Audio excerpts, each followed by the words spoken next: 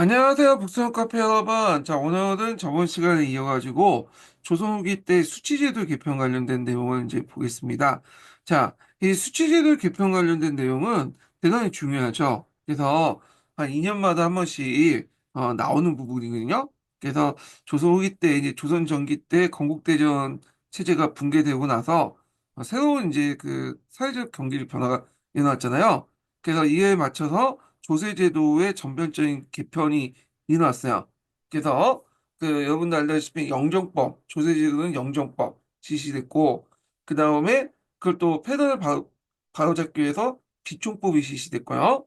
그 다음에 이제 그 공납제도의 문제점을 개선하기 위해서 대동법을 실시했고, 그 다음에 이제 그 군역제도의 문제점을 이제 개선하기 위해서 군역법을 실시했죠. 그래서 이거 영정법, 비총법, 대동법, 군역법 하나하나 다 중요한 거죠. 기초에 자주 나오는 부분이고요. 그래서 요걸 이제 중점적으로 보셔야 되는데, 자, 그 이전에 그 당시에 이제 그 토지지도와 조세제 개편 내용을 보기 전에 그 양전사업 관련된 내용을 좀 보겠습니다. 자, 몇 페이지 펴보시냐면요. 일단은 325페이지 두 번째 단락부터 읽어볼게요. 자, 그 양난후의 최대의 문제는 농경지의 황폐와 그로 인해서 전제의 문란이었다. 정부의 토지 결수는 종래 170만 결에서 외란 직후에 54만 결로 격감했는데 그것은 경작지의 황폐와 토지 대전 소실했다는 결과였다. 따라서 정부는 서둘러 경작지를 확충하는 한편 양전사업, 양전 사업은 예전에 제가 얘기한 것처럼 건국대전에 의하면 20년에 한 번씩 실시되는 거지만 실질적으로는 30년, 100년에 한 번씩 하고 전국적인 단위의 어떤 양전 사업은 하지 않았다고 했죠. 자, 하여튼 여러 번의 양전 사업은 했지만 일단 실시했다. 이렇게 보시면 되겠습니다. 그 양전 사업 결과 양안을 작성을 하는데 그 양안에 따라서 이제 지세를 징수하게 되죠. 자, 그 다음에 이제 또 농지기간을 이제 장려했거든요. 그래서 농지기간은 신분 여하에 따라 관계없이 누구에게나 허용됐고 개간자에게는 개간제 소유권과 함께 보통 3년간의 면세토를 주었다. 따라서 재력 있는 사람이면 누구나 개간을 통해서 얼마든지 자기 소유지를 획득하고 확대할 수 있었으므로 이때 이제 재력 있는 사람들이 주로 어떤 사람이겠어요? 이 밑에 있는 그 왕신이나 정부기관, 양반뿐만 아니라 상인, 농인, 노비 등 사회 모든 계층이 개간에 참여했다. 자, 근데 이제 여기에서 재력 있는 사람이라고 이제 했지만 실질적으로 이제 뭐냐면 요 사람들이겠죠. 요 사람들. 예. 그래갖고 요 사람들 기준으로 이제 좀 보시면 될 것 같고요. 자, 그러나 실제로는 재력이 튼튼한 권세 있는 왕실, 각급 간청 및 양반 토우 등 지배층이 중심이 되었으며 개간에 부여되는 각종 혜택도 이들을 위해서 집중적으로 항의되었다. 이렇게 좀 보시면 될 것 같고요. 또한 정부는 농토의 확대와 더불어 거기에서 나오는 전세를 확보하기 위해서 양전 사업을 이제 서둘렀다. 앞에서 말한 것처럼 이제 그 양전 사업 관련된 내용이죠. 자, 이거는 토지대장, 양안에서 빠진 은근을 찾아내서 다시 양안에 올려 세원을 증가시키는 의도였었다. 자, 그 결과 강해군 때 54만 결에 불과했던 정부의 토지가 인조 때 120만 결로 늘어났고, 숙중 때는 140만 결, 그리고 영종조 때는 최고 145만 결까지 늘어났다. 그러나 이제 토지 결세 증가에도 불구하고 국가의 수는 크게 늘어나지 않았다. 그거는 왕실에게 준 궁방전이나 가나 궁영이 소유하고 있는 토지가 많았는데 이것들은 모두 면세지였다. 예. 그래서 면세 진앙지라고 하죠. 따라서 정부는 전세 개혁을 단행할 수밖에 없었다. 그래서 그 당시에 이제 그 영정법의 어떤 그 배경 중에 하나가 이렇게 이제 뭐냐면 어, 토지 개혁을 뭐냐면 수익 개간도 하고 양정사업에도 불구하고 상당수 면세직 때문에 조세 수입이 제대로 거치지 않았다. 이런 것들이 한 배경이었다고 이제 보시면 될 것 같고. 그래서 이 토지 개간, 조선후기 때 토지 개간과 양정사업 관련된 내용이 예전에 한번 시험문이 나왔거든요. 그래서 잠깐 이제 교과서에 있는 표를 좀 보면서 설명해 드릴게요. 자, 여기 이제 이거는 교과서에 있는 건데, 자, 여기 보면 어, 선조, 그러니까 이제 선조 24년, 그러니까 이제 그 임진왜란 전까지는 상당히 결수가 많았죠. 근데 이게 임진왜란 이후에 토지가 항팔되면서 이게 이제 훅 떨어져요. 자, 그래서 이제 개간이라든지 양전사불 등등 해가지고 이게 점점 원장부 결수는 다시 전후에 그러니까 임진왜란 전부 전 그 전에 상태로 돌아가긴 했는데 문제는 이제 여기 실제 수세 결수는 줄어들죠. 그건 이유가 뭐냐? 이렇게 갭이 생긴 이유가 앞에 이제 진앙지, 음, 면세전이 이제 증가했기 때문에 그렇다. 이렇게 보시면 돼요. 예. 그래서 이렇게 진앙지나 면세전의 증가, 이렇게 이제 보시면 되겠습니다. 그래서 요 관련된 내용이 예전에 한번 시험문이 나왔어요.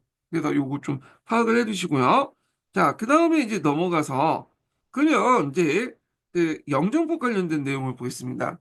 자, 영정법은 24년 기출문제도 나왔고, 그 다음에 11년도 그 뭐냐면 2차, 논술시험에도 한번 언급됐던 부분이거든요. 그리고 이제 예전 사지선다에도 좀 나왔고요. 자, 그 내용을 보면요. 세종 때 만들어진 공법, 즉 전분 6등과 연분 9등법은 매우 번잡스러워서 당시에도 제대로 운영하지 못하였고 16세기에 이것이 거의 무시한 채 저율의 세액이 적용되었다.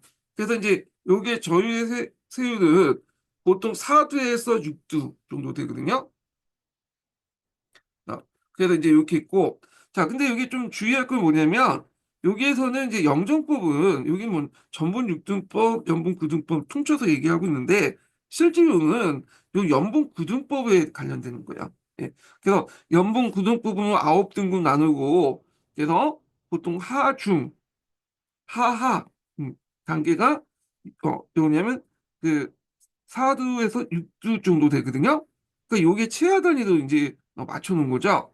그래서 이게 이제 그 너무 이렇게 했고, 그다음 전란 후 농지 항폐, 농민의 공급, 지주의 확대는 이러한 간행을 법제로 확정시키게 하여 그래서 인조 13년에 영정법을 실시했다 해가지고 여기에서 이제 보면 어, 요 앞부분은 그 영정법의 개혁 관련된 내용이라는 걸 알 수가 있죠. 예. 그래서 있고요. 자, 그러면 이제 영정법의 이제 개혁 관련된 내용은 이제 있는데 갑자기 이제 뭐냐면 양정 방식 개량이 나와요. 자, 양정 방식 개량은 이제 뭐와 관련된 거냐면 전분 육등법하고 관련돼 있어요. 그래서 전분 육등법에 보면 그 예전에 수정이축법이었잖아요. 자, 이것을 이제 뭘로 바뀌냐면 양적 동일법으로 바뀌어요. 예, 수능 이체법 같은 경우에는 각각의 이제 뭐냐면 6등급의 1등급부터 6등급의 자를 각각 달리해가지고 재는 방식이고 양적 등급법은 1등급 자들 먼저 기준해가지고 재고 나서 각각의 등급에서 감하는 방식이 뭐냐면 영적 그 양적 동일법이죠. 그래서 제가 이제 심풀생 관련된 할 때 좀 얘기를 해드렸죠. 그래서 실제로 수능 이체법이나 양적 동일법이나 재는 거는 이제 마찬가지예요. 다만 이제 양청동일법이 수등이쪽보다 좀 훨씬 효율적이기 때문에 이렇게 했는데 이 전분육등법을 이제 개량하는 그 양정 방식은 엄밀히 말하면 인조 때는 그냥 시범적으로 실시했던 거고요. 이게 이제 공식화돼서 이제 했던 것은 호종 때라고 보시면 돼요. 예. 그래서 이렇게 이제 보시면 되는데 자, 그래서 양정 방식 개량이 돼서 공법화에 전분 육등법에서 각각 양정처를 달리해서 같은 1결이라도 그 면적이 차등도인데 이제는 같은 양정철 사유 1등급자죠. 자, 사용하여 1등전의 1결 기준을 삼고 그 이하의 토지는 결부수를 체감하는 방식으로 했다. 그래서 가령 1등전의 1결이 내서 같으면 2등전은 15부를 가해서 85부가 되고 그 다음에 3등전은 70부 이렇게 15부씩 가하는 이렇게 이제 그 방식을 채택했다. 이렇게 보시면 되겠습니다. 자, 그 다음에 다시 돌아와가지고, 여기 이제 영정법 관련된 내용이 나와요. 예. 그래서 이게 앞부분은 엄밀히 말하면 이제 이거는 영정법이 아니라, 양정방식 계약 관련된 내용이야. 근데 이건 갑자기 구분 안 하고, 요거는 이제 갑자기 이야기하다가 요거 띄었거든요. 그래서 이제 하여튼 이렇게 있는데 다시 이제 그 영정법 관련된 내용을 이제 보면요. 자, 전세 이제 징수 기준은 풍요에 상관없이 하한율 기준으로 해서 미 사두에서 하향 조정됐으며 국가의 재정 수입은 여전히 증가하지 않았다. 이렇게 있죠. 자, 그래서 이제 여기는 하한율이라고 해갖고 사두도 규정했다고 했는데 최근에 교과서에서는 사두에서 육두 정도 이렇게 돼 있죠. 예. 그래갖고 이제 하여튼 이렇게 있고 자, 그 왜 여전히 증가되지 않았느냐에 대해서 이제 요 내용이 나오는데, 자, 여기는 전쟁 후 군관정, 간두정 같은 면세적이 확대됐고, 그 다음에 여기에 이제 가문에 의한 진앙지 같이 있죠, 진앙전. 이 진앙전이나 이런 이제 면세적을 했던 거죠. 실제로 이제 항우지가 아니라 분명히 이제 여기 여러 가지 이제 농토를 이제 짓고 있는 그런 건데, 진앙전이라는 이름으로 이렇게 빼버린 거야. 네, 그래서 면세 혜택을 받고 그랬던 거고, 그래서 이제 여러 가지 명목이 면세지 만들었던 거죠. 국만전, 간둔전 이런 면세지가 되고, 뭐 이렇게 그 진앙전이라는 이름으로 또 면세지가 되고 있고, 그 다음에 수시로 양전 사업이 실시함에도 불구하고 토지 대장의 누락돼 은결이 증가되어 실제는 수세지에 감소하는 등 원인이 있었다. 자, 그래서 또한 농민들은 전세가 내렸다 해도 아무런 이제 혜택을 받지 못하였다. 그래서 여기 이제 이 영정법이 실제로 왜 제도 효과가 없었는가에 대해서 얘기를 하고 있죠. 예, 요 관련된 내용. 그래서 요거는 요 앞부분에 관련된 내용이거든요. 그래서 이제 요 앞부분에 있었던 내용인데, 자, 그래서 이제 이렇게 연결시켜서 이제 보시면 될 것 같고요. 예, 요거 부분이죠. 음. 이렇게 이제 부분인가 여기 연결시켜서 보시면 돼요. 근데 이거는 배경으로 설명했고 뒤에 또 결과로서 또 설명을 했는 것 같아요. 지금 영정법의 배경으로서 이제 정부는 전세 개혁을 당할 수밖에 없었다. 그래서 영정법을 실시했는데 영정법이 제대로 안 먹힌 이유에 대해서 요걸 또 앞에 있는 내용을 또 이렇게 해가지고 얘기를 또 하는 것 같은데 아마 그냥 이렇게 이해해 주시면 될 것 같아요. 배경이 되고 그래서 했는데 막상 또 하니까 제대로 또 안 됐다. 이런 이유 때문에. 그래서 이제 뭐 이렇게, 배경과 결과를 같이 이제 연결시켜서 보시면 될 것 같아요. 예. 자, 그렇게 있고, 참고로 이제 양전사업 같은 게 이제 있는데, 조선후기 때 양전사업을 되게 많이 벌였거든요. 근데 제대로 안 됐어요. 이게. 그래서 양전 사업이 막대한 자금도 필요하고 그리고 이 원칙대로 하지는 못했고 그래서 그 다음에 또 이제 그 전국 단위로 이제 제대로 하지 못했기 때문에 이걸 제대로 안 했으니까 양정법에 입각한 영정법을 제대로 할 수도 없죠. 왜냐면 토지 주인이 누군지 정확히 모르는데 어떻게 세금을 걷어요? 그러니까 이제 이런 것도 이제 있었다는 거. 자, 그 외에 이제 여러 가지 문제점이 일어나는데 전세 외에도 여러 가지 부가세가 이제 가중되었기 때문에 그 오히려 조세 부담이 증가되었다. 즉 전세를 납부할 때 여러 명목의 수수료, 운송비, 자연소모에 대한 보충비 등이 부과됐고 그 약세가 전세 자체를 훨씬 넘어 실제 납부액은 법정 수수액의 몇 배가 되었다. 자, 이 밖에도 외란 도중에 훈련도금의 경비 충당을 위해서 그 당시 그 남부 5도에 부과됐던 징수했던 삼수미가 전라도의 정규세목으로 변하여 1개월당 2두로 부과됐고 전 이러한 전세는 원래 전주에게 부과된 것이었으나 당시 지주지가 보급되어 지주들이 소장님 농민들에게 전가함으로써 농민들 부담은 더욱 가중되었다. 이렇게 보시면 되겠습니다. 그래서 이는 영정법의 이제 문제점, 을 좀 개선하기 위해서 실시됐던 것이 이제 가폰 손실, 아니 비충제. 왜냐하면 영종법 같은 경우에는 작황 조사를 위해서 경찰관을 파견하는 게 있었거든요. 그래서 이런 것들이 좀 문제점이 있다 보니까 영조 때 비총법을 통해서 이걸 개선시키려고 했어요. 예. 그래서 이제 이런 것들인데 한 통에서는 비총제 부분이 나와 있지 않아요. 그래서 비총법 관련된 내용은 그 한길이나 그 시민한국사 부분에서 좀 나와 있거든요. 그래서 요거 좀 기억을 해두시면 될 것 같고요. 자, 그래서 이제 비총재 관련된 내용을 이제 보려면 시민한국사 내용을 봐야 돼요. 그래서 시민한국사 좀 보면요. 자, 몇 페이지 펴보시냐면요. 467페이지 보겠습니다. 제가 이제 부셈도 있긴 있는데, 제가 이제 부세제도 개편 내용을 할 때 부셈을 좀 생략하고 그냥 넘어갈게요. 부셈은 너무 세밀하게 돼 있어. 굳이 그것까지 볼 필요 없는 내용인데, 너무 세밀하게 돼 있어갖고, 그냥 이제 한국사 통론하고, 그 다음에 시민한국사 부분만 이렇게 번갈아서 이제 보겠습니다.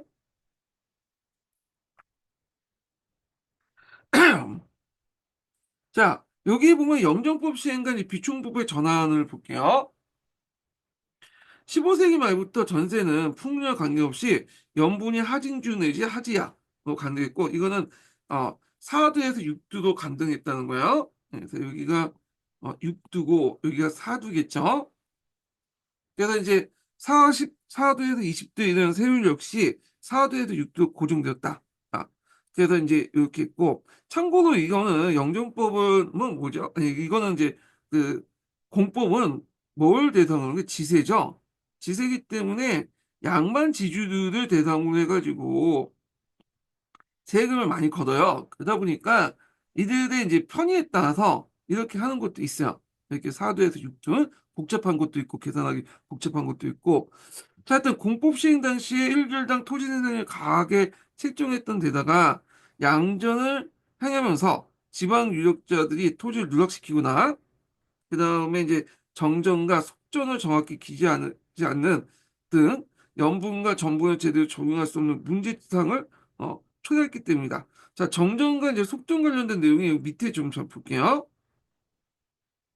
정정이라는 것은 매년 경작하는 토지고, 속정이라는 것은 경작하지 않고 묵히는 토지예요.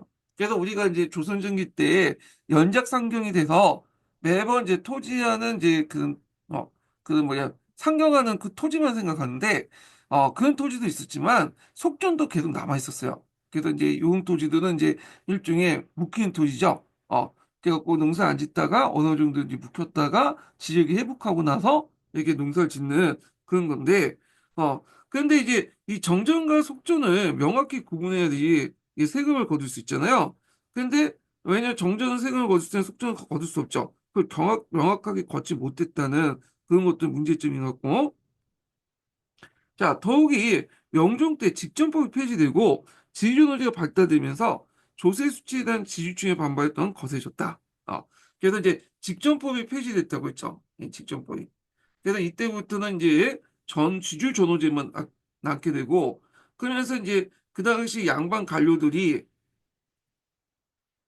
토지를 확대해서 농장으로 만들었다고 했잖아요. 토지를 대규모 소유해서. 그러니까 이들에게 이제 뭐 세금을 거두려고 하니까 당연히 이 양반 지주층에서는 반발이 거세질 수밖에 없겠죠. 그래서 아까 찜했죠. 그렇기 때문에 뭐냐면 4두에서 6두도 고정된 배경도 된다. 세율이 뭐냐 부과하는 방식이 되게 복잡해서 그런 것도 있지만, 이런 이제 그 전세를 주로 담당하는 애들이 지주층, 특히 양반 지주층이 많기 때문에 그렇다. 이런 것도 이제 보시면 되겠습니다. 자, 그래서 이러한 이유로 1635년 민간 간행을 수행해서 전세를 1결당 4도에서 6도로 고정한 영정법이 시행됐다. 이렇게 이제 그죠?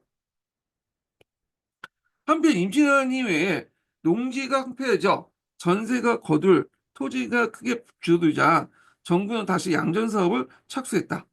그래서 이제 임진왜란 직후 정부에서 파악한 토지 교수는 30만에 불과했고, 1603년에 계무양전을 통해서 확보한 정부의 토지 교수도 54만 개였다. 그래서 여기 보면 그 뭐 계무양전이라든지 갑술양전이라든지 경자양전이라는데, 이거는 여러분도 알다시피 이제 60갑자에 입각해서 버린 연도에 맞춰서 양전 사업을 했던 거죠. 그래서 전후에 이렇게 이제 선조부터 인조 숙종까지 여러 번에 걸쳐서 양전 사업을 했어요. 예. 그러나 이제 이런 양전 사업에도 불구하고 곧바로 전세 수입이 증대되지 않았다. 그래서 이제 왜 안 했냐? 이건 아까 말한 것처럼 진앙지연이라든지 그 다음에 면세전이라는 이유로 따줬죠.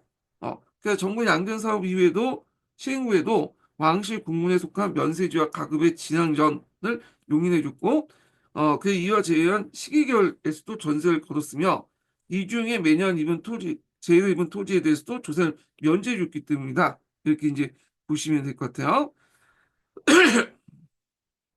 그래서 이 진앙전 관련된 내용이 여기 있죠. 경작을 하지 않는 묻은 땅 이렇게 이제 얘기하는데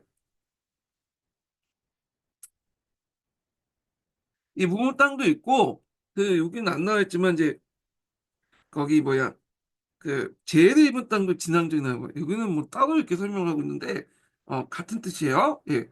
그래서 이제 이런 것들 좀 기억을 해두시면 될 것 같아요. 그래서 그 면세지, 뭐 진앙전 등등 해갖고 빼주고 그리고 요걸 제외하고 그때 그때마다 이제 한 나머지 땅들을 뭐냐면 이 시기결이라는 의미가 이제 어 그때 지금 현재 그 나머지를 지은 농사 짓는 땅이라는 뜻 같아요. 그래서 전세를 거뒀다. 자, 그러니까 수치 방식에도 문제가 있는 건 마찬가지였다. 갑수양전 이후에 수령과 감사 그리고 경찰관이 차례 풍문을 조사하고 재해 정도에 따라서 답편의 방식을 통해서 전세 수취액을 결정했는데 이를 경찰관 답편제라고 한다. 그러나 형식이 이제 절차가 형식적인 데다가 국민의 뇌물을 받고 그 다음에 재해 피해와 작황의 정도를 허위로 보고하는 문제가 지속되었다. 이렇게 있는데 자, 이걸 이해하기 위해서는 답판 손실에 관련된 내용을 이제 봐야겠죠. 이 답판 손실은 이미 고려 때부터 있었던 거야. 예. 그래서 이제 관리가 내려와서 작황을 보고 그에 따라서 세금을 걷는 방식이거든요. 예. 그게 조선 시기까지 쭉 이어졌잖아요. 그래갖고 이제 답판 손실의 문제점을 해결하기 위해서 그 당시 공법을 실시했다고 했죠. 공법. 근데 공법을 실시했다고 해서 이게 답판 손실이 완전히 폐지됐다고 볼 수는 없어요. 원래 공법 목적은 정액세제를 하잖아요. 그래서 수년 상관없이 정액세제를 이제 매년 하기 위해서 이제 하는 건데 이거는 이제 목적인 거고 근데 실시하는 과정에서 실제적으로는 정액세제가 아니라 정률세적인 목적이 보이죠. 이게 이제 그 예전에 얘기한 연분구등법이에요. 예, 풍년에 따라서 걷는 거잖아요. 예.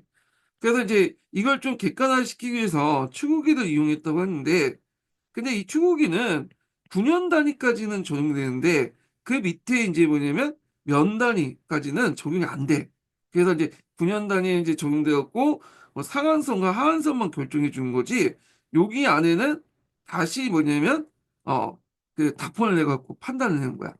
그래서 원래는 공법 자체가 정액제를 지향했지만 실제 실행 과정에서는 안 됐다. 그래서 이런 것들이 이제 뭐냐면 나중에 건국대전 수세전에 이렇게 답헌 소식을 인정하는 걸로 나타나게 됐고요. 그리고 이제 이게 영정법 때도 마찬가지예요. 예. 그래서 영정법 때도 그다음에 경찰관을 이제 경찰관이라는 것은 어떤 그 서울에서 파견한 임시 관리를 얘기해요. 그래서 작황조사를 통해 경찰관을 파견했는데 문제는 이걸 이제 경찰관 답헌제라고 하죠. 자, 그랬는데 문제는 이제 이들이 그 뭐냐면 뇌물을 받고 이 분이라는 건 뇌물이라는 건 지주겠죠. 그러다 보니까 JP와 작황조사를 허위로 보고하는 문제가 있었어. 그래서 이게 이제 18세기부터 호주에서는 그의 풍년과 2, 3년 전에 전세 수출 상황을 고려해서 각 도별로 전세를 거둘 토지 실총과 연세할 토지 재총을 할당한 이른바 비총제를 실시했다. 이렇게 보시면 될 것 같아요. 그래서 이제 하도 이게 허위를 보고하니까 안 되겠다 해가지고 보통 이제 2, 3년의 데이터 있죠? 이걸 바탕으로 그의 풍년하고 2, 3년의 데이터 바탕으로 해서 여러 걸 고려해서 중앙에서 일괄적으로 정해버리는 거야. 그래서 각 도별로 그 뭐냐면 실총과 재총을 할당하고 그래서 이제 실시한 게 비총제다. 이렇게 이제 보시면 되겠습니다. 그래서 어떤 식으로 이제 얘기하냐면 이제 좀 설명하면 이제 예를 드는 거예요. 뭐 2, 3년의 데이터를 봐요. 어.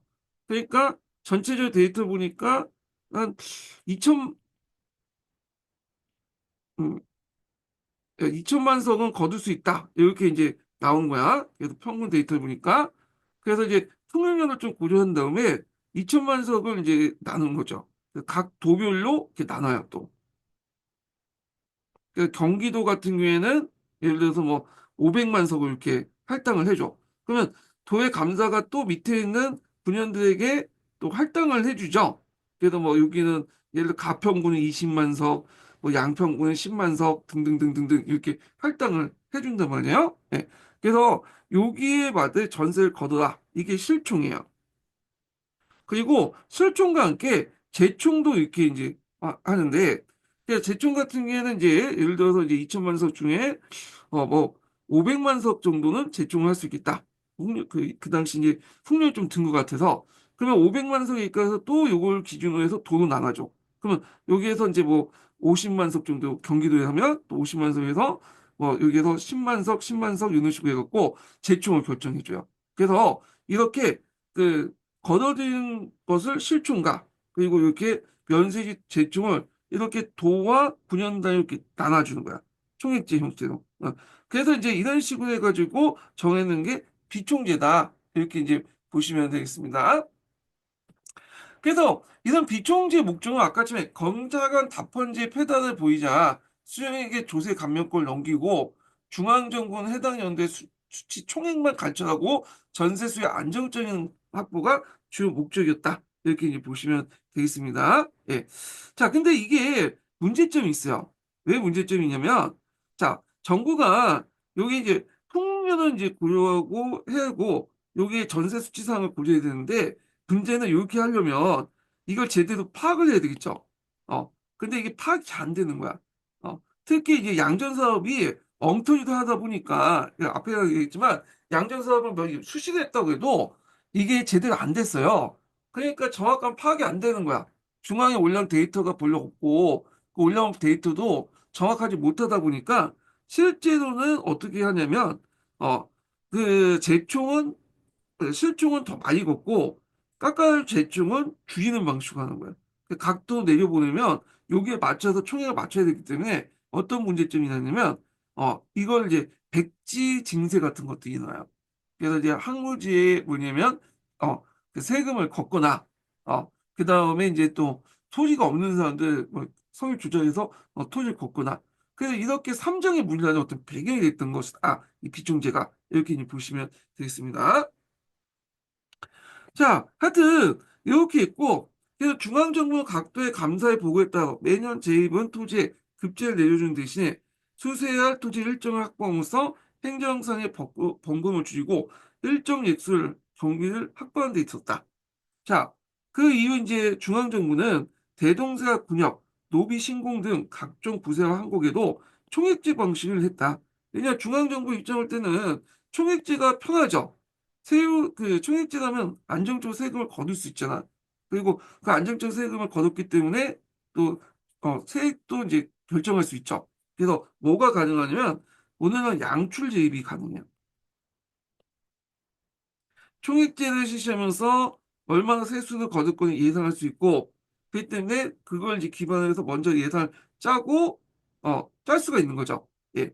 그래서 양출 재입이 가능하다. 이렇게 보시면 돼요. 다시 얘기할게요. 먼저 그 세액을 결정한 다음에 그에 맞게 이제 총액제 설정해서 거둘 수 있죠. 그래서 안정적인 그 조세의 확보들과 그를 할 수 있는 거죠. 그래서 이 양출제 먼저 계획에 따라서 정하고 나서 그걸 총액 정해서 뭐냐면 걷는 방식 이런 것들을 했다. 자, 그래서 이 각도에서는 군연에서 할당된 부세에 대응하기 위해서 민구를 이제 설치하고 각종 계를 운영한 공동납을 대응했다. 이렇게 이제 보는데 그럼 여기에서 총액제가 그 전세만 부과된 게 아니죠. 전세가. 그 당시 총액제는 전세뿐만 아니라 한국이라든지 군정이라든지 다 부과됐어요. 전세는 우리가 알고 있는 비총재, 한국은 한총재, 그다음 군정은 군총재 이렇게 있죠. 군총재는 이미 조선 전기 때부터 했던 거고 그 외에도 앞에서 말한 것처럼 뭐 이렇게 여가 세금도에도 뭐냐 총액제를 실시한 거야. 자, 그러다 보니까 이 총액제를 이제 하다 보니까 이게 이제 세금 부과 방식이죠. 자, 민간에서도 그걸 이 할당된 부세를 대응하기 위해서 평상시에 뭐냐면 이걸 저장해놓는 거야. 그래서 민고를 설치한다든지 각종 계를 줘요. 거기에 이제 세금을 이제 뭐냐면 중앙에서 부과하면 마을 단위로 이게 대비해가지고 극시 바로 내기 어려우니까 사람들이 모여서 마을 창고를 만들어서 거기에 이제 뭐 여러 군포라든지 쌀을 보관해 두는 하는 거지 하는 하거나 아니면 각종 개, 뭐 군포개 같은 경우에는 평상시 이제 아는 사람끼리 개를 만들어 가지고 군포를 모아뒀다가 나중에 중앙에서 이제 내려가면 또 내든 방식으로 이렇게 하는 거죠. 그걸 이제 공동납이라죠. 그래서 총액제는 이런 세금 부과 방식에 반해서 공동납 같은 경우에는 세금 납부 방식이에요. 예. 그래서 약간 총액제하고 개념상 공동납은 비슷한 개념이지만 그렇다고 동일한 건 아니에요. 네. 이렇게 표시할 수 있겠죠. 자, 그러니까 이 공동납을 이렇게 하다 보니까 원래는 공동납은 민간에서 하는 방식이에요. 근데 딱 정보 보니까 이게 또 효율적이야. 그래서 이걸 이제 이용을 해갖고 제도화 시켰죠. 그래갖고 우리가는 이총제 같은, 아니, 이총제, 이정법 같은 거 있죠? 숙종 때 이종법이라든지 이런 것도 이제 총액제 공동납의 한 방식이죠. 마을 단위로 분포를 이제 납부하는 방식인데 이런 이제 마을 단위에 했던 이제 간행들을 공동납을 정부 차원에서 수용해서 실시한 것이 이런 이제 이정법 같은 것이었다. 이렇게 이제 보시면 되겠습니다. 개념 파악이 되죠? 그다음 민구도 원래는 마을 단위로 운영했던 건데 실제로 나중에 정부가 그냥 자체적으로 이렇게 운영을 해버려. 그래서 마을 단위로 운영했던 이 공동단체 같은 여러 가지 그런 것들을 나중에 정부가 받아들여서 제도화시키려고 했고 그 과정에서 우리가 이제 알고 있는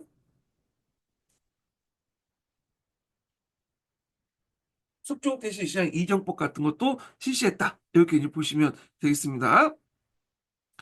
자, 그 다음에 이제 이렇게 해서 이제 있고 그 다음에 이제 그 공납제의 모순과 대동법은 좀 나중에 좀 읽어볼게요. 먼저 이제 한 통 넘어가서 또 보겠습니다. 대동법을 보겠습니다. 대동법. 자, 대동법의 이제 실시 배경은 여러분 알다시피 제일 문제가 됐던 것이 공납의 폐해죠.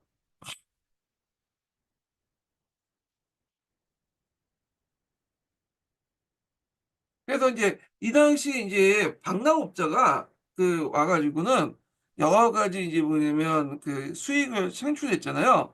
그러다 보니까 이런 것들이 농민의 부담을 가중시켰다는 거 이런 것도 있고요. 자, 그 다음에 또 이제 하나가 뭐냐면 또 공안의 증가야. 그래서 그 보통 이제 공납을 거둘 때는 그 뭐예요? 어, 그 여러 가지 이제 공안에 입각을 걷잖아요. 근데 연산군이나 중종 때, 연산군 이후부터 그 선조 때까지 거쳐서 두세 번의 공안 조정이 있었어요. 그래서 그거에 따라 더 많이 걷게 되면서 있었고, 그래서 농민 부담을 가중시켰죠. 예. 그리고 세 번째로는 불상 공무원에서 그 자기 지역에 생산되지 않는 곡물을 배정하는 경우도 많았고, 그 생산하다가도 너무 많이 배정을 하죠. 그래서 이렇게 박람회 폐단이라든지 그 다음에 불상 공문의 배정, 공간의 증가 등등등 해가지고 그래서 공납의 피해가 너무 많다 보니까 이걸 개선할 수밖에 없겠죠. 참고로 그 당시에 이제 그 재정적 비중이 제일 컸던 것이 뭐냐면 이 공납이야, 공납. 음. 그래서 전체 재정의 60%를 차지한다고 하거든요. 예, 우리가 전세라고 생각할 수 있지만 전세는 어차피 그 양반 지주이 내기 때문에 어차피 최소밖에 안 되고 실질적으로 이제 재정 부담이 제일 큰 비중을 재정에서 차지한 비중이 제일 높았던 것이 이 공납이었다. 이렇게 보시면 되겠습니다. 자, 그럼 한번 읽어볼게요. 자, 양나은 후에 조선 정부의 재정은 그 당시 전세제 조정망으로 확충될 수 없었다. 어, 그래서 전세 위에도 곡물의 징수가 난간에 있는데 앞에서 말한 것처럼 전세에서 걷어들인 세금은 별로 안 돼요. 곡물 징수가 상당히 재정에서 60% 정도 차지할 만큼 상당히 비중이 커요. 자, 그래서 공무의 징수가 난간에 처했었고 이에 역시 이제 심각한 문제였다. 자, 임진왜란 이전부터 이미 박납의 선행으로 그 공납은 농민들에게 가중한 부담이 되었었는데 전란을 거치면서 그 징수의 기반마저 붕괴되어 큰 피해를 주었던 것이다. 가령 그 외란에서 가장 큰 피해를 입었던 경상도에서는 곡물 징수가 불가능하여 그 몫을 경기도 충청도에 옮겨서 수납하였다. 자, 박나의 폐단을 조정하여 농민의 유망을 방지하려는 논의는 이미 외란 전부터 있었고요. 그 가운데 가장 심각하게 검토될 것은 대공수미법, 즉 공무를 미국으로 걷는 방식이 있죠. 그래서 이제 요거는 이제 이가 동호문답에서 대공수미법을 이제 이렇게 건의를 했고, 그 다음에 유성룡이 또 건의도 해가지고 임진왜란 때 그 대공수미법이 일시 채택됐어요. 예. 그래서 이제 이런 것도 있었다. 이렇게 보시면 되고요. 자, 이는 징수된 공납미를 정부가 지정된 공납업자에게 지급하고 이로 하여금 그 당시 그 왕실과 관아의 수용물을 조달케 함으로써 종래 불법적으로 간행됐던 방납을 합법화시켜 정부의 통제하에 두고 이를 뭐냐면 통하여 재정 확충을 도모하는 의도에서 나온 것이었다. 그래서 대공수밀법가 나온 것들의 내용 있죠. 방납을 합법화시켰다. 그래서 나중에 방납을 합법화시키고 이 방납업자들이 이제 나중에 공인이 돼버린 거죠. 네, 이런 거 연결돼서 보시면 되고 또 이게 또 가능했던 게 뭐냐면 15세기 후반에 전국 각지에 이제 뭐 장시들이 만들어지잖아요. 그러다 보니까 이제는 정부에서 지방에서 납부하는 것보다는 그냥 쌀로 받고 그걸 이제 장시해서 필요한 물건을 사는 게 훨씬 더 편하기 때문에 그런 거죠. 예. 자, 그래서 이러한 논의가 당장 실현되지 못했지만 양난 후에 다시 제기되어 결국 대동법이라는 이름으로 실시됐다. 이렇게 했죠. 자, 대동법 같은 경우에는 이제 우리가 이제 강해군 때 실시된 걸로 이제 알고 있는데, 맞아요. 강해군 때 하는데, 실질적인 작업은 선조 때부터 했어요. 선조 때부터. 그래서 선조 때 아까 이제 수미법도 이제 대궁 수미법 같은 것도 좀 했다가 물론 일시이지만 했고, 그래서 어느 정도가 정비되고 나서 강해군 직위년에 실시됐다. 이렇게 보시면 되겠습니다. 그 다음에 대공수밀법 외에도 또 뭐가 있냐면 사대동이라는 게 있어요. 사대동. 여기는 안 나왔지만 사대동. 사대동은 뭐냐면 그 당시 16세기 때 그 명종 때 일부 관료와 재향 사족들이 곡물 총액을 군연의 토지 교수에 나눠서 군중하게 돈과 곡물 수치해서 곡물을 마련한 그 간행이 있었거든요. 예. 그래서 이제 이런 것들이 사대동이었어요. 그래서 이런 것도 있고 그 다음에 또 하나가 이제 반대동이라고 있어요. 반대동. 요 반대동은 반반자야. 그래서 상공만은 이제 뭐냐면 이렇게 그 쌀로 걷는 그런 반대동도 있었다. 그래서 앞에서 수미법 외에도 이런 반대동과 사대동 등등이 합쳐졌고 대동법이 실시된 어떤 기준적 배경이 되었다. 이렇게 이제 보시면 되겠습니다. 자, 대동법은 1608년에 그 당시 강해군 직위년의 이원익이 주장에 따라서 우선 경기도 시범 쪽 실시된 이후에 창반 연료 양로의 격심하게 충돌한 가운데 1623년에 강원도 그리고 17세기 중엽엔 충청, 전라, 경상도 순으로 확대됐고 그다음 1708년에 항해도까지 실시됨으로써 평화항공을 제한 전국에서 시행되게 이뤘다. 평안도와 함경도, 여기 뭐 제주도도 포함되겠죠? 여기는 익류 지역이기 때문에 이제 했죠. 그 익류 지역 같은 경우에는 그 주로 이제 여기에요, 뭐요? 그 사신 접대비나 국방비 같은 것들 이렇게 있는데 어 그 이렇게 이제 좀 기억을 해두시면 될 것 같고요. 예.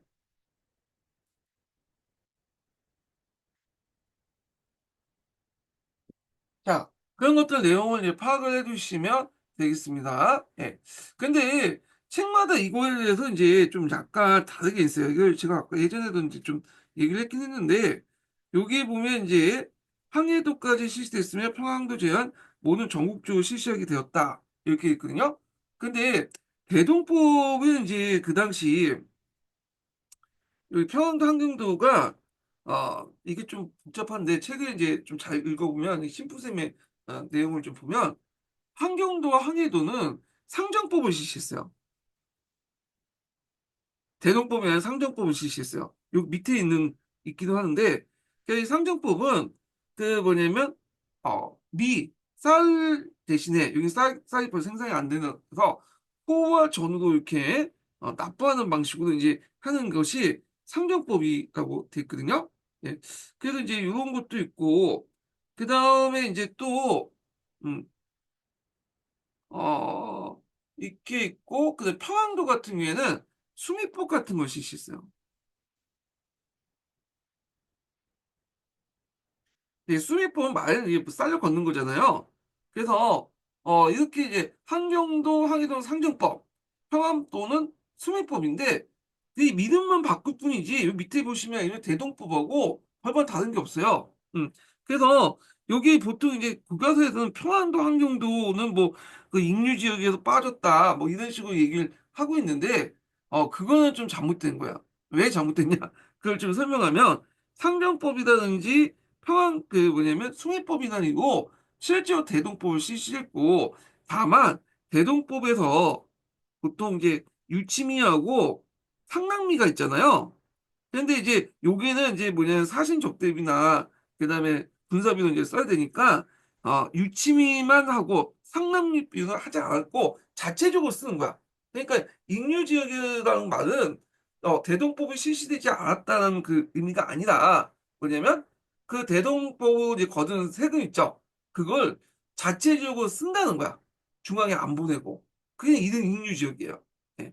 그래서 이 용어 자체는 좀 약간 잘못 이해하셔가지고 이제 교과서에 마침 평안도 한경도는 대동법을 실시 안 한 것처럼 이렇게 얘기를 하고 있지만 실제로 실시를 했어요. 예. 요거는 이제 책 보시면 알아요. 그 심부셈이나 다른 책 보시면 비교해보면 금방 나와요. 예. 자, 그래서 하여튼 이와 같이 대동법이 전국적으로 실시되기 위해서는 100년이라는 기간이 소요된 것은 양반지주의 반대가 심하여 이들의 이해를 배려하면서 확대 시행한다. 그래서 양반지주들이 왜 반대하겠어? 당연히 토지 결수에 따라서 세금을 거두니까 토지가 많은 사람들이 내야 되잖아요. 반대가 심했고 거기에다가 이제 방납업자들 있죠? 방납업자들의 반대도 심했다. 이렇게 이제 보시면 되겠습니다.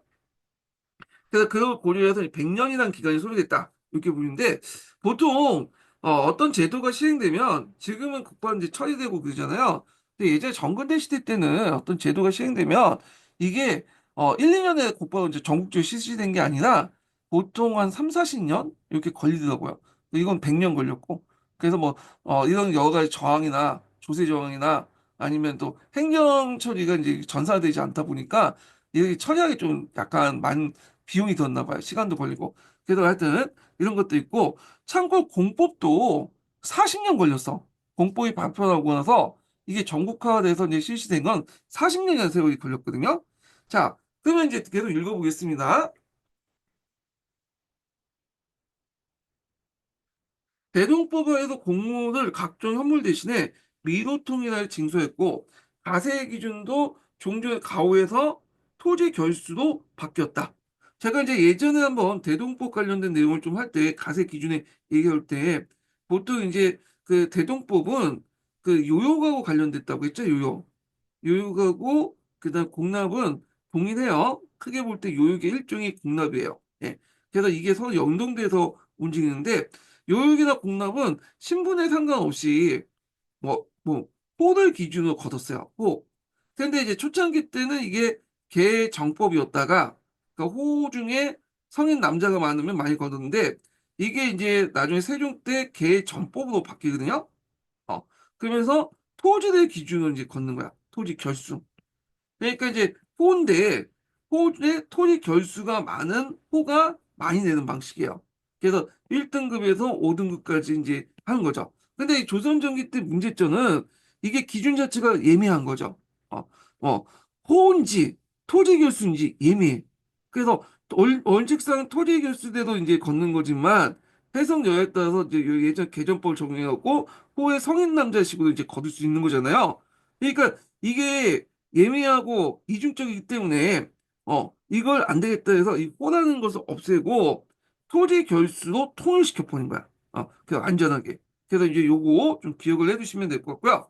그래서 호를 기준해서 토지 결수를 걷는 제도였는데 이 토지 결수와 호가 이제 원칙대로 그렇지만 실제로는 호에서 그거 아까쯤에 이제 정을 기준으로 해서 걷는 경우가 있기 때문에 안 되겠다 해갖고 이걸 토지 결수로 그냥 단일화시켜 버린 거죠. 자, 따라서 토지를 가진 농민들은 1년당 미 12주만 이제 납부하면 되었으며 종전의 공납의 부담이 경과됐으며 무정농민이나 영세농민도 일단 이 부담에서 해방되었다. 그러니까 토지가 있어야지만 얻었기 때문에 그렇다. 이렇게 이제 보시면 돼요. 그러면 대동법이 실시될 때 뭐도 이제 개혁을 했냐면 아까 이제 뭐냐면 요역하고 연결돼 있다고 했잖아요. 그럼 공납의 기준이 바뀌면 요역의 기준도 바뀔 수밖에 없어요. 그래서 이제 요육도 정결 수포제로 이제 바뀌죠. 그래갖고 이제 대동세를 거둘 때 뭐냐 요육세도 뭐냐 토지 결수에다 걷는 거야. 그래서 그걸 걷어가지고 예전에 말처럼 동원을 하는 게 아니라 이제는 고용을 했다 이렇게 보시면 돼요. 예. 그래서 요육제도도 같이 개편되었다 이런 것도 같이 기억을 해주시면 될 것 같고요. 자, 밀을 납부하기 어려운 지방에서는 배나 솜이나 돈을 가지고 미포전이라고 하죠. 예, 아니 그 포목전이라고 하죠. 하여튼 이걸 돈을 대신해서 하도록 했으며 특히 춘천, 전라, 경상, 항해 사도는 연해가 상군을 구분하여 각각 미혹, 포전으로 상납하도록 했다. 자, 그 이와 같이 대동법은 공납을 전사한 곳으로 토지 소유의 정도에 따라 차등을 두어 가세했으므로 보다 합리적인 세제를 발전한 것이었고 지금까지 현물 징수가 미포전으로 이제 대신하여 조세의 이제 급납화를 이뤘다. 그래서 이제 대동법의 이제 의의라고 이제 보시면 되겠죠. 자, 그래서 대동법 실시로 농민들로부터 거둬진 대동리, 포, 저는 일부는 지방 가나에 경계를 유치하고 이걸 유침이라고요. 따라서 중앙을 보내줬다. 자, 이때 이를 관리하는 기관으로 선해청이 신설되는데 여기에서 징수된 대동리를 물종에 따라 지정한 공인들에게 공물가를 징수하고 지급하고 필요한 물품을 받아서 각 군방, 간청에 공급했고 따라서 종전의 군방, 간청별로 무계획적으로 행했던 공물 종단을 선해청에서 이뤄냈다. 그래서 선해청에서 공물가를 받고 그걸 이제 뭐냐면 공인들에게 주면 공인들이 그걸 시장에 와서 사들여 가지고 대납하는 그렇게 이제 하게 된 거죠. 자, 그래서 이제 이렇게 있고요. 그리고 이걸 통해서 각 그 예전에 이제 군방이나 간청에서 무계획적으로 했던 공물 조단이 이제 선해청에서 모든 걸 다 일어나시켰다는 게 의미가 있죠. 그러니까 이중징수나 이런 것들을 방지했다. 그래서 이 선해청이나 간청을 좀 기억을 해두시면 될 것 같아요. 이 선해청. 예. 그래서 선해청이 있고 그 푸셈에 보니까 이제 대동청이라는 간청도 있더라고요. 예.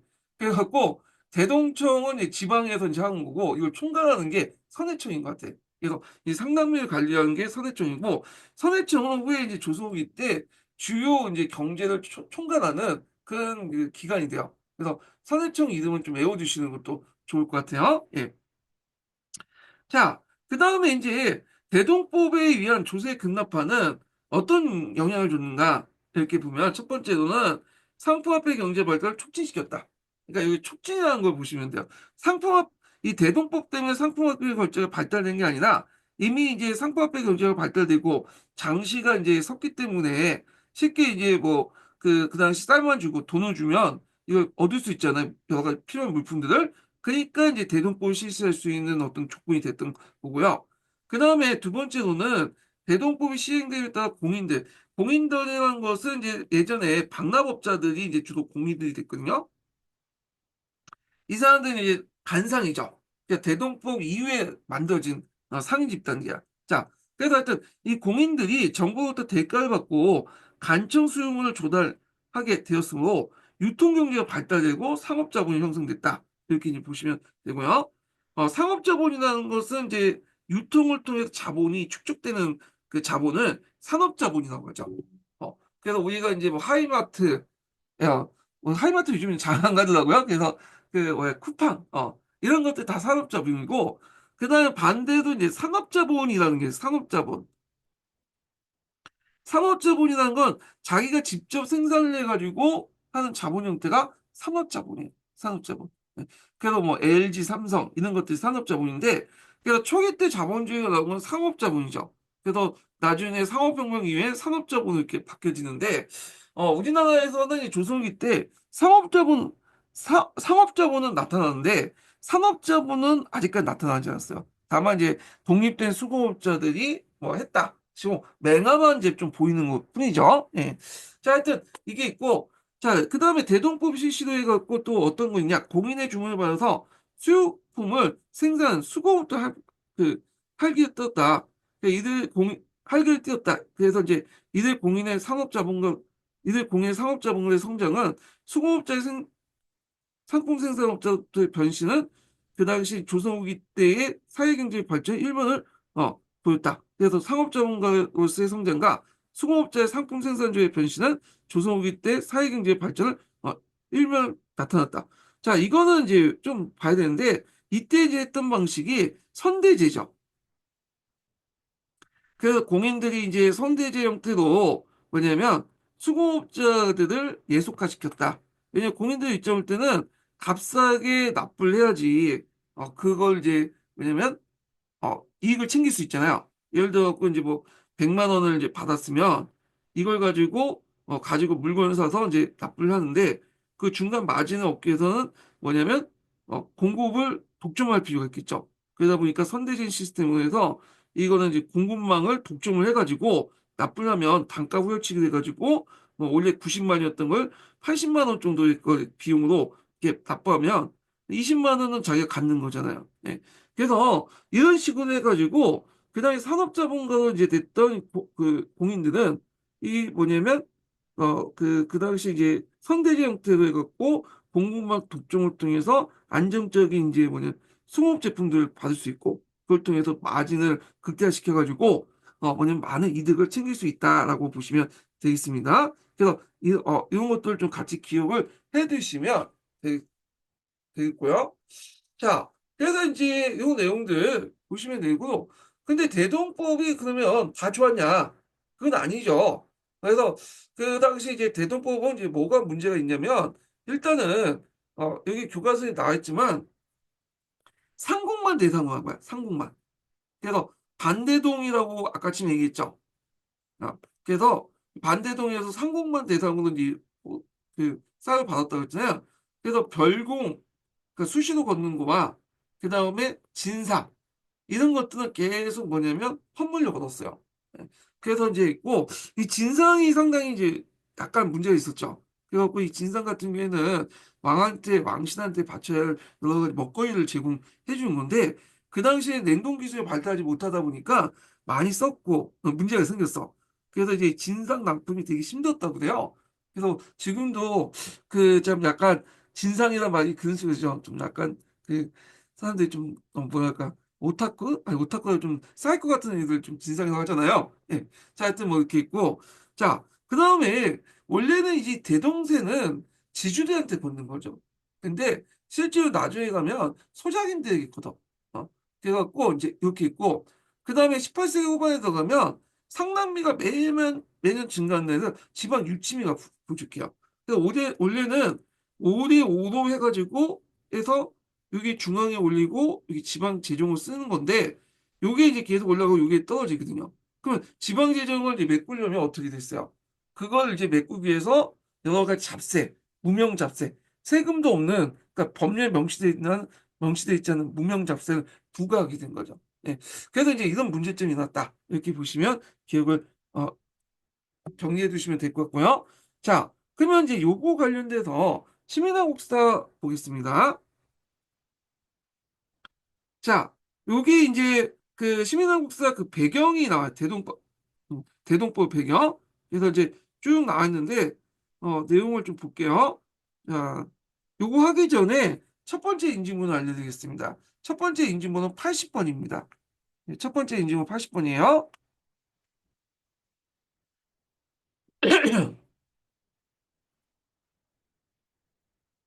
자, 대동법은 각 분야에서 헌물로 상납하는 공물을 토지세로 전하는 제도이다. 그래서 중앙정부는 선초 이래 어, 그 당시 헌물 공납제 원칙을 청구했지만 백성들의 부담을 줄이기 위해서 세종 때 선초라는 건 조선 초기 때 되는 거야.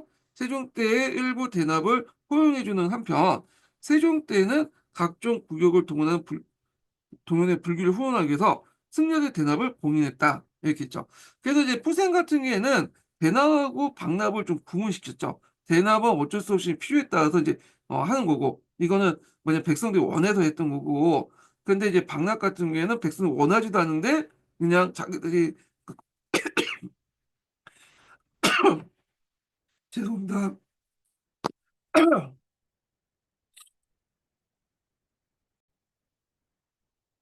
아, 죄송합니다. 제가 물 마시다가 갑자기 목이 맥혀가지고 물이 갑자기 어, 많이 안 나왔어요. 예, 다시 시작할게요. 그래서 대납 같은 경우는 자발적이지만 공납 같은 경우에는 강제로 한 거잖아요. 그래서 문제가 생겼던 거죠. 자, 그래서 이제 이렇게 해서 이제 대납하고 공납을 심플스는 구분하고 있는데 여기 맥락을 보니까 뭐 그렇게 해서 이제 구분 안 한 것 같아요. 시민한국사는요. 자, 하여튼 예종 때는 당시 승려대 대납을 금지시키고 각 9년에 토사 선물을 기초한 국가 재정을 확충하고자 공안 개정을 착수했다. 이렇게 있죠. 그래서 이제 그러나 공무의 추가 징수와 점태와 박람회 문제가 지속적으로 조정에 보고됨에 따라서 공납제 개선을 위한 번통 논의가 제기되었다. 그래서 이제 이 공안 개정은 여러 번 있었어요. 예. 그래서 여긴 예종 때도 있었고 강해군 때, 연산군 때도 있었고 선조 때도 있었거든요. 근데 공안 개정을 하면서 점점 늘어나는 거야. 그러면 국민들의 부담이 훨씬 더 강해지겠죠. 뭐 이런 것들. 자, 그 다음에 이제 이렇게 이제 공안 개정을 통해서 공무의 추가 징수가 이루어지고 점태가 있었는데 점태를 볼게요. 지방에서 바친 공무를 관리가 퇴짜놓는 걸 말한다. 이렇게 있는데 그럼 여기 관리는 뭘까요? 예, 이 중앙 관리, 지방 관리예요. 그래서 제가 이제 예전에 KBS 역사 스페셜인가? 아니면 역사전인가? 같은 그거 그 교양 프로그램을 봤는데 그 조선사 전공하신 분이 와가지고 최태 선생님하고 그 점태에 관련된 내용을 설명하더라고요.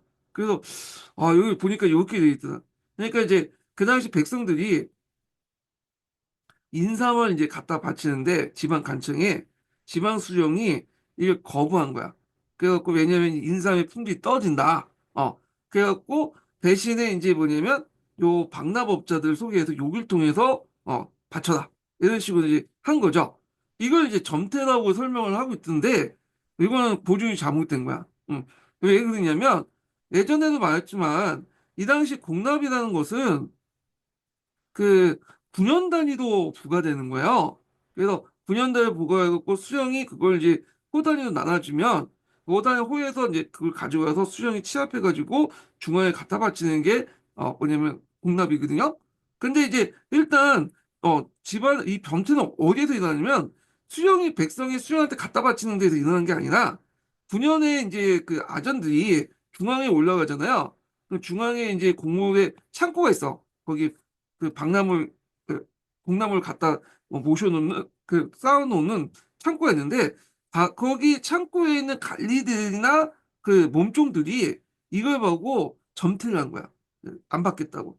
그리고 대신에 박나업자를 소개해서 얘네들한테 해라 라는 식으로 이제 소개시켜 주는 거죠. 그러니까 이거는 지방 관리들이 하는 게 아니라 그 뭐냐면 공나물을 받는 그 중앙 관리들이 이제 했던 거야. 중앙 관리나 아니면 노비들 거기 지키는 이제 노비들 있거든. 거기 일하는 노비들, 막 아전들 얘네들이 하는 거야. 아전이라보다는 설이라고 하겠네요. 예, 등등. 그래서 우리가 이거 잘못 아시는 것 같아 이거는. 그래서 좀 검증 고증이 잘 안 된 것 같은데 예, 그렇게 있고. 그래서 박람회 문제가 지속적으로 이제 조정이 보고됨에 따라서 공납제를 개혁하기 위한 번통 논의가 있었다. 번통이라는 것은 어떤 점이 있으면 이제 문제점을 개선하기 위한 논의가 번통이라는 거죠. 번통. 양역 번통론, 뭐 군역에 대한 어떤 문제점을 개선한 논의, 이걸 번통이라고 하잖아요. 자, 그래서 이제 면종 말기 때부터 몇몇 고을이 수령이 자체적으로 쌀을 걷어서 곡물 대납하는 이른바 사대동이 있었죠. 사대동. 그래서 사대동에 대해서 제가 이제 앞에 설명했죠.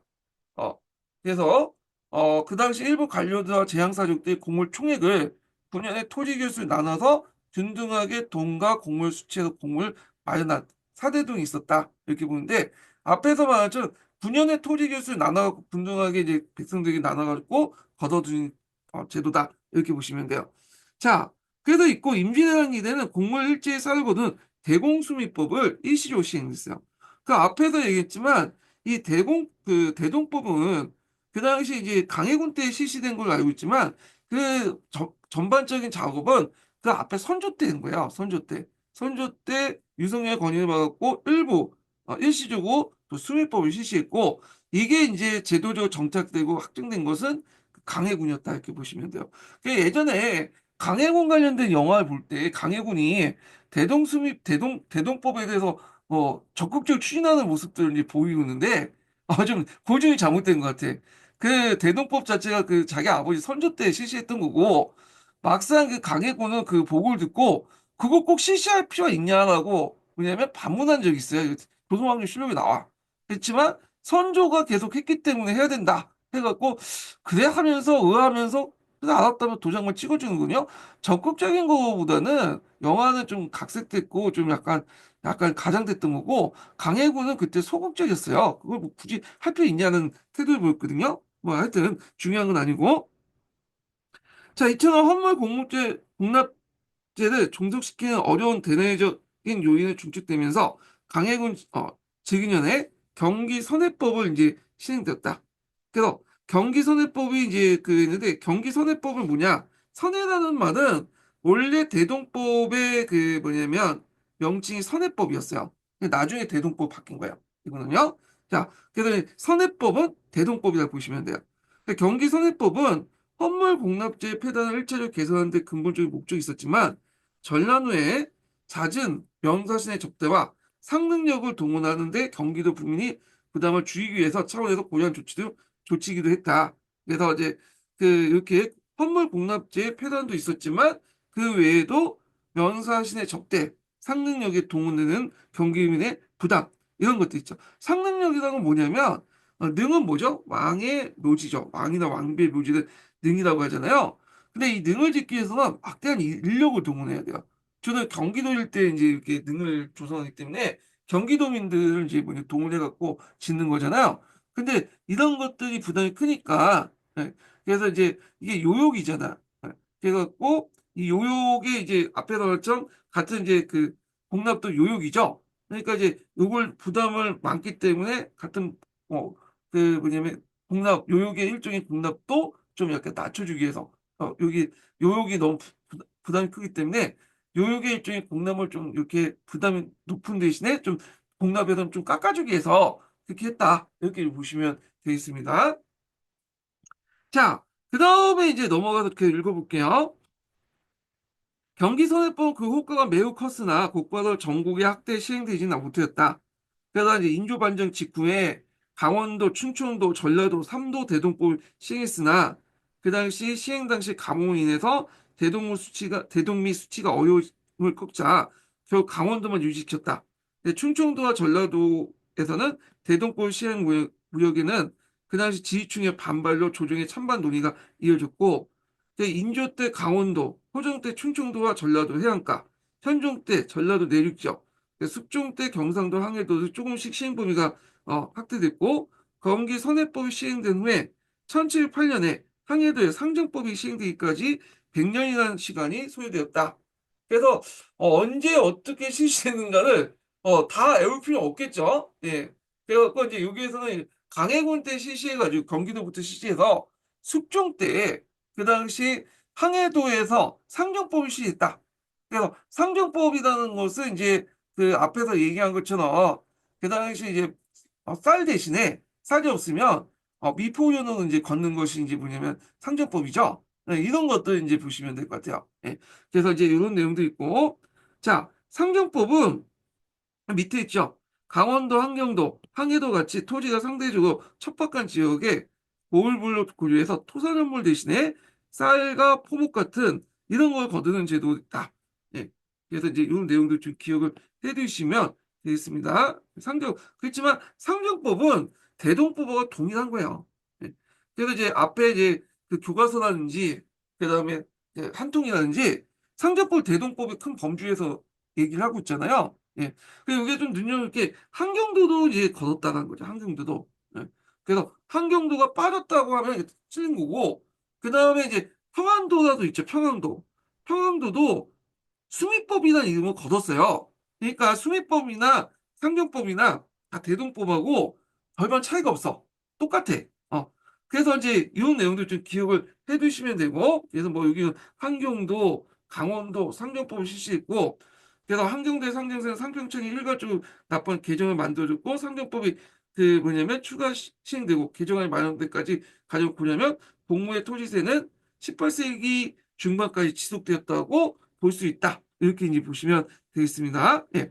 자, 그러면 이제 아까 이제 익류지역은 뭐냐? 익류지역 같은 경우는 환경도 평안도에서 걷어놓은 그 대동세를 중앙에 올리지 않고 지방에서 자체적으로 쓰는 거야. 예. 그러니까 이제 뭐냐면 상당미가 아니라 유침이었다. 이렇게 보시면 되겠죠. 유침이고 이제 쓰는 거다. 이렇게 보시면 되겠습니다. 예. 자, 그래서 이제 이런 내용들 이제 보시면 되고,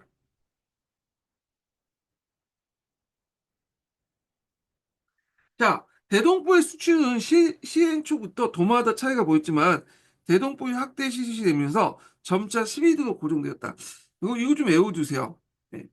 이거 왜 외워두냐면, 예전에 사지선당 그 시험 문제에서 그 조선후기 때 이제 법정 조세율을 바탕으로 둔 그 뭐 계산 문제가 있어.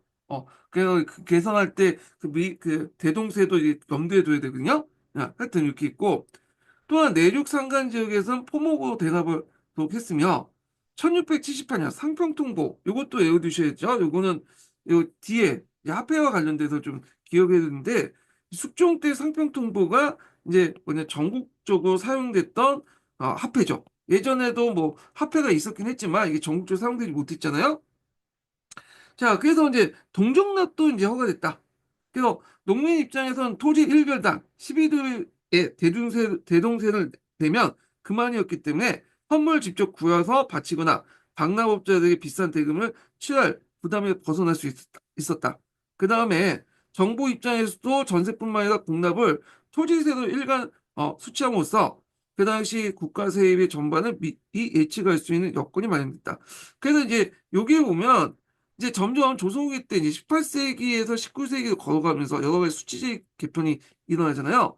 근데 예전에 말했지만 요때 특징이 도교다야. 모든 토지가 이제 토지로 걷게 돼.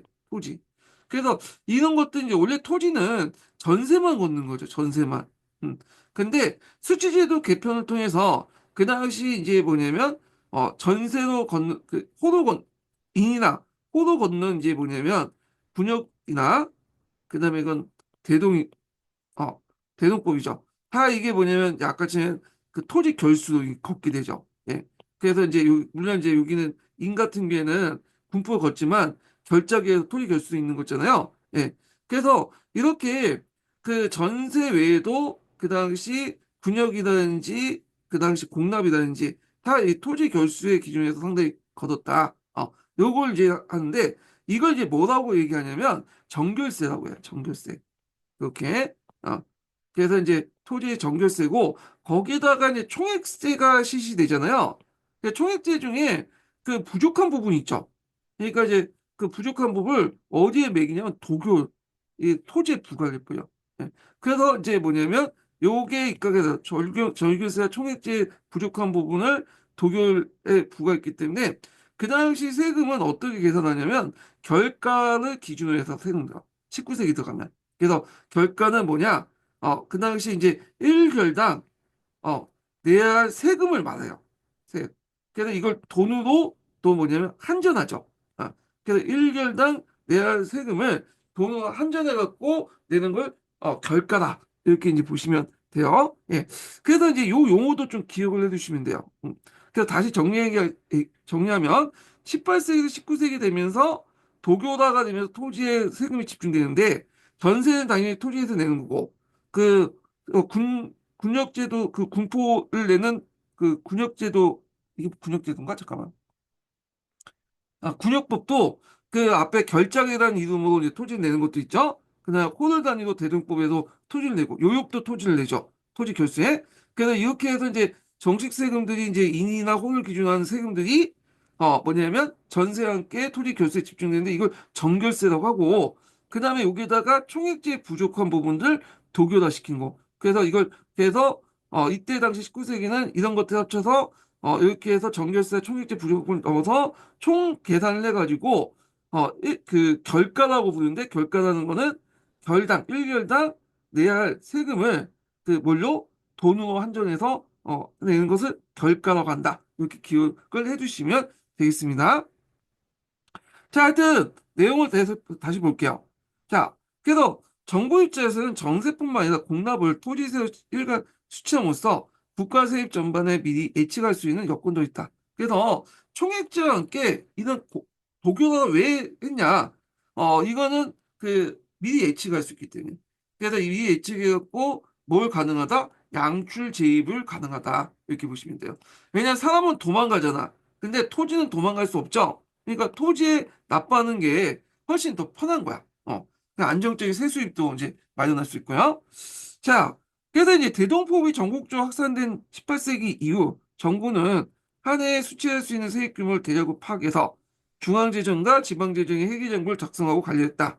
헌물 대신에 선해청에서 상납된 대동세는 25만에서 30만 석에 달했으며 이 중 상당량은 공인들에게 공물가로 지급해 왕실과 중앙각사에 헌물 조달을 했다. 지방에서도 대동세 절반 이상을 가명과 각 고에 유치해 각 관할 경상비로 사용했으며 이 중에 염이 남아있는 그 쌀 같은 별도 책정의 불시에 경비로 대응했다. 이렇게 했는데 그래서 이제 지방에서 보면 그 상남미 외에도 유치미 있죠. 이 유치미와 관련된 내용이야. 그 유치미는 여기 보면 경상비하고 그 다음에 염이도 이렇게 별도였는데 이거는 우리나라 재정하고 보시면 돼요.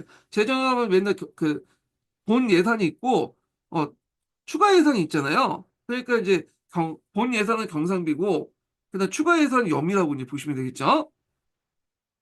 그러나 추가 징수 관행이 없애고 한정된 대동세입으로 왕실 공상과 각사 경비, 그다음 국가 행사나 왕실 의례 비용을 충당해야 하는 상이 장기화되면서 재정 불용 문제가 이제 야기되었고 더욱이 각사의 경비 문자를 기록한 공안을 추가로 개정하지 않은 상태에서 전례와 등록에 참고해 간행적으로 지출하는 경우가 늘어나고 있었다. 그래서 이 공안 개정 같은 경우에는 이제 앞에서 말하는 선조 때에 한번 개정하고 나서 조선후기 때는 계속 개정이 안 됐나 봐요. 근데 경비는 되게 늘어나는데 공안 개정은 추가 개정되지 않은 상태에서 그냥 전례와 등록에 예전에 그 간행들과 등록이라는 거는 각 간청의 그 기록이 있잖아요. 그걸 바탕으로 해서 간행죄 지출한 경비가 늘어나고 있었다. 이렇게 보시면 돼요. 그러다 보니까 공안에 추가된 개정되지 않은 상태에서 경비만 더 늘어나니까 중앙재정의 경비가 많이 늘어나니까 그걸 충당해야 되잖아.